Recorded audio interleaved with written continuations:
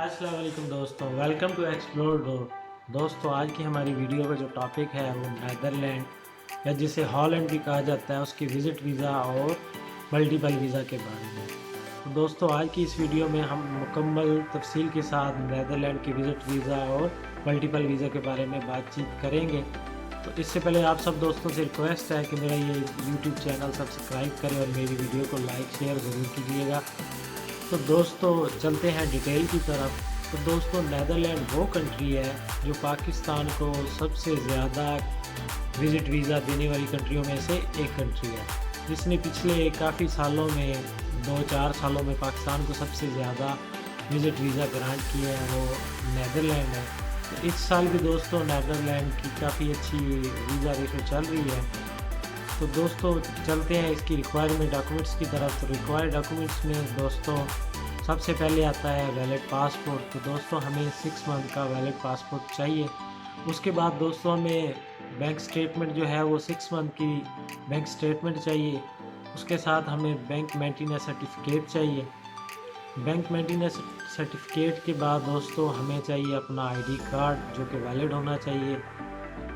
ID card के बाद हमारा रिक्वायर्ड डॉक्यूमेंट्स नेक्स्ट जो है वो है एनटीएन के बाद हमें एफबीआर में हमें फाइलर होना ज़रूरी है। 2 साल की हमने रिटर्न फाइल जो है वो साथ अटैच करनी है।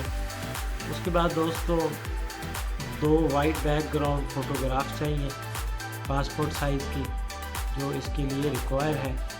उसके बाद दोस्तों हमें नेक्स्ट जो चाहिए वो है होटल बुकिंग। हमने कंफर्म होटल बुकिंग साथ अटैच करनी है। उसके बाद फ़्लाइट रिज़र्वेशन है, फ़्लाइट रिज़र्वेशन और साथ ही साथ हमें ट्रैवल इंश्योरेंस भी करवानी है जो कम से कम आपकी 30,000 यूरो को कवर करती है। तो ये प्रॉपर डॉक्यूमेंट्स थे जो रिक्वायर थे दोस्तों। तो अभी आपको मैं बताता हूँ कि हमने फ़ाइल प्रिपेयर किस तरीके से करनी है। तो सबसे पहले दोस्तों हमने एम्बेसी का ऑनलाइन फॉर्म जो है वो फिल करना है और उसको डाउनलोड कर लेना है। और साथ ही साथ हमने अपनी एम्बेसी में अपॉइंटमेंट भी ले लेनी है। ऑनलाइन हमने अपॉइंटमेंट बुक करनी है। उसके बाद दोस्तों हमने अपना एक अच्छा सा कवर लेटर बनाना है। कवर लेटर में हमने उनको अपनी सोर्स ऑफ इनकम बतानी है और अपना पर्पज़ ऑफ विज़िट बताना है कि हम किस लिए विज़िट करना चाह रहे हैं। हमने प्रॉपर पूरे अच्छे तरीके से उनको बताना है कि जनाब मैं ये काम करता हूँ, जॉब करता हूँ, बिज़नेस करता हूँ और ये मेरी इनकम डिटेल है। और उसके बाद हमने बताना है कि आप क्यों उनकी कंट्री को विज़िट करना चाहते हैं, पर्पज़ क्या है, जो भी है आपका। उसके बाद दोस्तों हमने उनको डेट बाय डेट अपना ट्रैवल प्लान देना है। वो अलग से एक अच्छे से तरीके से बना के उनको हमने प्लान देना है कि ये हमारा जनाब ट्रैवल प्लान है, फ़लाँ डेट से फ़लाँ डेट को हम आपकी कंट्री में इस सिटी में जाएंगे, इस जगह पे जाएंगे। ये हमने सारी चीज़ें तरतीब से उनको लिख के बतानी है ताकि एम्बेसी वाली आपकी मुकम्मल डिटेल पढ़ के सेटिस्फाई हो जाए। और इसके साथ ही साथ दोस्तों अगर आपके पास एक्स्ट्रा डॉक्यूमेंट्स में अगर आपके नाम कोई गाड़ी है आप उसके पेपर भी साथ लगा सकते हो। आपके नाम कोई घर है आप उसके भी डॉक्यूमेंट साथ लगा सकते हो। आपके पास एक्स्ट्रा कोई भी प्रॉपर्टी है आप उसके डॉक्यूमेंट्स लगा दें। उससे क्या होता है कि एम्बेसी को ये चीज़ें शो होती हैं कि आपकी अपनी कंट्री के साथ अच्छी टर्म्स हैं, आप कंट्री में वापस दोबारा आओगे अपनी में। हमने बस ये चीज़ उनको शो करनी होती है कि मैं जस्ट वहाँ पे विज़िट करने के लिए जा रहा हूँ और विज़िट करके वापस आ जाऊँगा। तो दोस्तों इसकी जो एम्बेसी फ़ी है वो $60 है जो हमें एम्बेसी में जेरीज़ के ऑफ़र में जाके जमा करवानी है जिस दिन हम फाइल जमा करवाएंगे। उसके बाद दोस्तों अगर इसकी वीज़ा प्रोसेसिंग के बारे में बात की जाए तो 14 से 30 दिन की वीज़ा प्रोसेसिंग टाइम है इनका। मोस्टली 14 से 20 दिन में आपको रिप्लाई आ जाता है एम्बेसी से।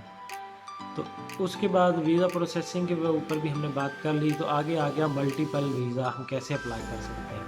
तो दोस्तों नेदरलैंड आजकल मल्टीपल वीज़ा मोस्टली लोगों को 2-2 साल का दे रहा है, लेकिन वो कैसे दे रहा है उसके बारे में मैं आपको बताता हूँ कि जो लोग ऑलरेडी नेदरलैंड का विज़िट कर चुके हैं या शेंगन कंट्री में ऑलरेडी विज़िट कर चुके हैं 1-2-4 दफ़ा, तो वो उन लोगों को मल्टीपल वीज़ा ग्रांट कर रहे हैं।